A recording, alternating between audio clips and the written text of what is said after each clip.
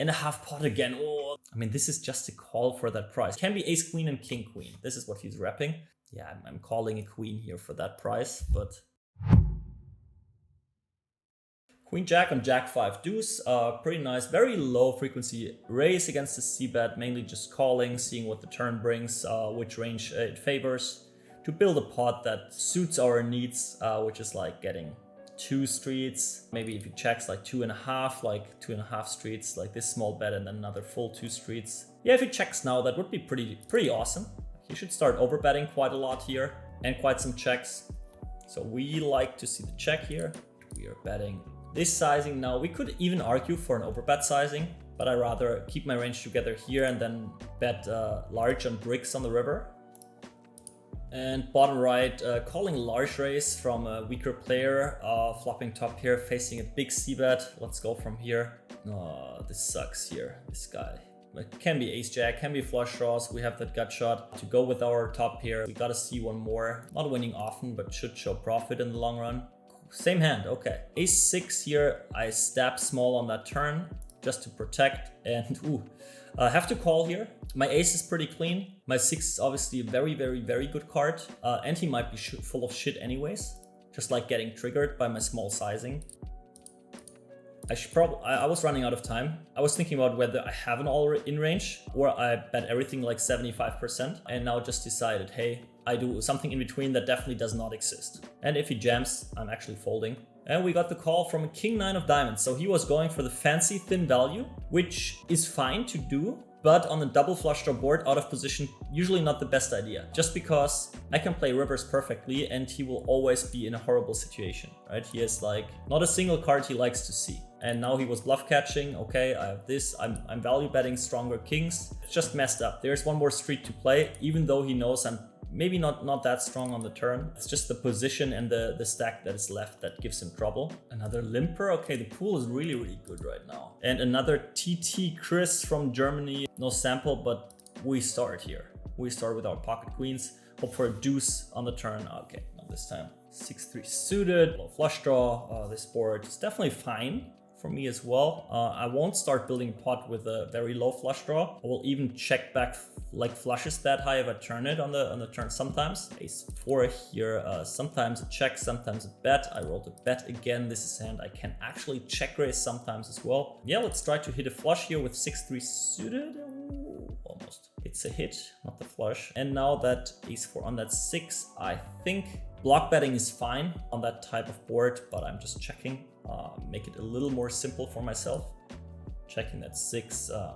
And now block bet or check call, blocking that ace high, which I'm targeting as like calling range. But he's too tight. He's not value betting 4 and 3 always himself, so I need to get that value. And that's 6-3, ace 8. Yeah, people are always face up checking those boards. I mean, it's the correct hands to check, obviously, but it shouldn't be only those hands.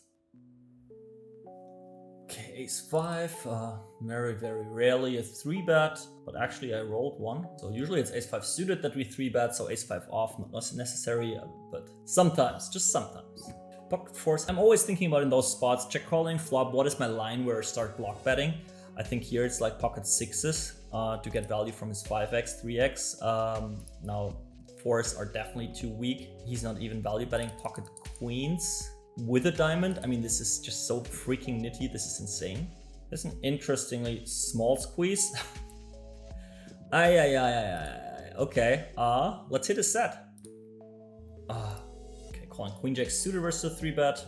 Flop is a good start. Like to see a small bet here. Some people start betting big with kings aces right away, so let's go from here. Yeah, now obviously hoping for a check. Once villain starts betting, I have to call the turn definitely, but yeah, I start having a bluff catcher.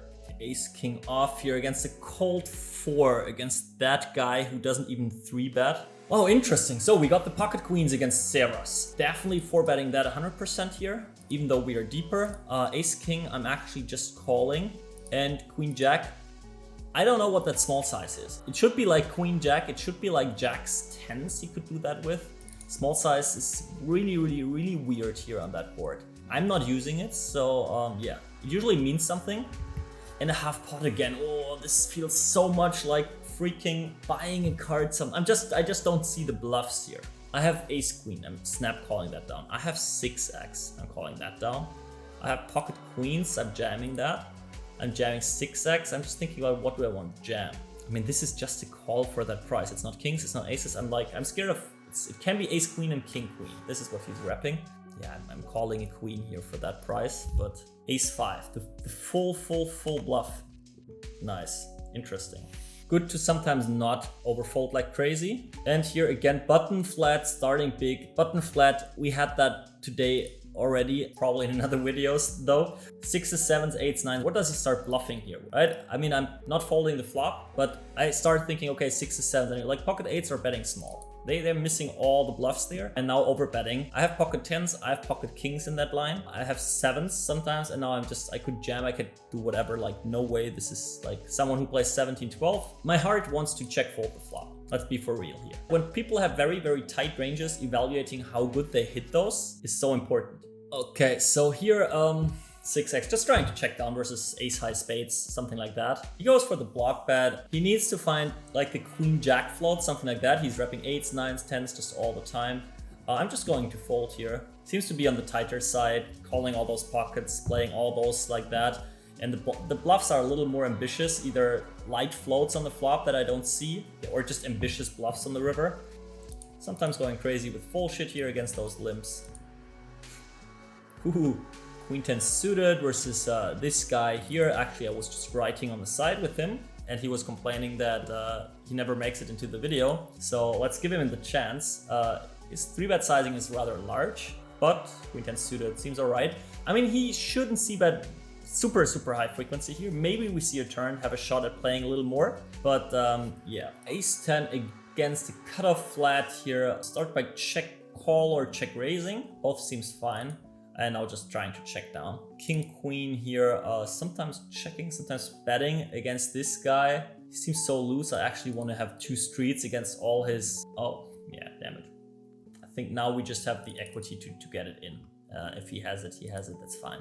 Yeah, just too much equity. I thought about checking back, but I prefer against like looser players, or mid stacks here to just... yeah, get 2 streets until they have, as long as they have lots of draws. And that check raise fold is something I didn't expect at all. Even better. Nice. 150 bigs, pocket 9s seem like a nice hand. Ooh, now even more. So now the question is 150 big blinds deep, how do we play that? Continuing versus a c-bet. Do we start building a raising range or not? That's always the question. Usually my line for that is for 100 big blinds. Does villain have lots of equity hands that still have to call? Like ace 10-7, I'm definitely raising. Ace 9-7, not necessarily. But here we are slightly deeper. I have more 9s and 7s, so actually I want to get money in the middle. I add bluffs like deuces, 3s, 4s here. Something like a 7-6, 9x make some sense. And now, well, Jack 10, I'm not too scared of Jack 10. That's 4 combinations, that's fine. So I just keep going here with double flush draw board. 5-6 shouldn't be really a thing. Like a hopeless ace-king jam would be the best. Just don't want to see diamonds, or clubs would be the worst, and then a river donk jam. That would be really bad. No donk jam, no donk jam. Check. Do I get the value? Sets get it in before. I don't know whether he knows that he should donk jam most diamonds, but I think it's half pot. We have to go with it. He can have some like just not jam like 10x of diamonds, so he should have some better hands. He can have pocket aces. So that's pretty much what I'm thinking about, but it's probably too nitty. I just don't see anything that I could get called by if he's not like a weaker player that just randomly... I mean, I could have bluffs, obviously, but yeah, I think it's rather a check back. I think it's a check back. 3 seconds on the clock. I don't want to look like a nit. Fold. Okay. Something for the red line though. Interesting for me, the decision points. First, do I build a raising range and how does it look exactly? And then once I know my raising range, how to continue that and what's the river play on the value side there. How should I react whether villain donks or doesn't donk? So it's like, yeah, probably clubs would have been worse, diamonds still fine, but super interesting spot. So much in that. Facing the 4-bet here. Why is he so... oh, this here is 3-bet and now just a jam for 140 big blinds. That's either ace-king or just something better. But people do that just with kings aces once they are deeper, and it's never anything worse. So I'm just actually folding my jacks here. Well, ace 10 suited In theory, it's a call, but he seems rather tight. So he finds only like the more obvious bluffs like ace jack, ace queen. And I don't want to play against those. So fold if there is a chance that people are too value heavy there with those 4-bets, then all those like rather thin calls get very easily minus EV. So yeah, when unsure, I'm staying on the safe sides there, because against some people it can be incredibly minus EV, while against good people it's slightly plus EV. And that's what I need to yeah, care about there.